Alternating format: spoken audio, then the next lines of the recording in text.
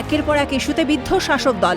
রাজ্যের শাসক দলের লাগাম ছাড়া দুর্নীতির বিরুদ্ধে সোমবার হাওড়া ডোমজুড়ের নিশ্চিন্দা অভয়নগর ২ নম্বর পঞ্চায়েত এলাকায় বিজেপির জনসভা।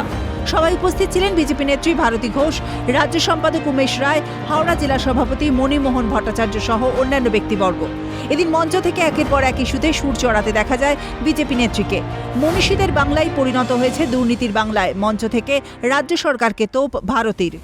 বিনয় বাদল দীনেশের বাংলা ছিল, ক্ষুদিরামের বাংলা ছিল, সেটা আজকে হয়ে গেছে চোরের বাংলা, ডাকাতের বাংলা, লুটেরার বাংলা, অন্যায়ের বাংলা, শোষণের বাংলা, দুর্নীতির বাংলা। বাংলার মানুষকে ভিক্ষুক ভাবা ঠিক নয়। লক্ষ্মী ভাণ্ডার থেকে কন্যাশ্রী প্রকল্প প্রসঙ্গে শাসক শিবিরকে তুলোধনা বিজেপি নেত্রীর।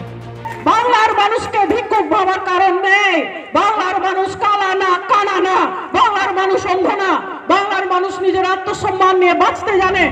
রাজার রাজত্বই যেন ফিরছে তৃণমূলের জমানায়, মানুষ মেনে নেবে না। তৃণমূলে নবজোয়ার প্রসঙ্গে শাসক দলকে হুঁশিয়ারি। আজকে আমরা কি দেখতে পাচ্ছি? সেই রাজা রাজার প্রথা ফিরে এসছে।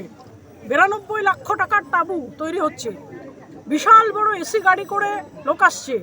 মানুষ কি ভাবছে যে আমরা বোধহয় সেই রাজার যমুনায় ফিরে যাচ্ছি। এটা মানুষ আর চায় না। তৃণমূলের নবজোয়ারই পাল্টা জনবিচ্ছিন্ন করবে তৃণমূলকে, সুর চড়ালেন ভারতী। এই নবজোয়ার অর্থাৎ বিলাস জোয়ার অর্থাৎ বৈভব জোয়ার চলবে।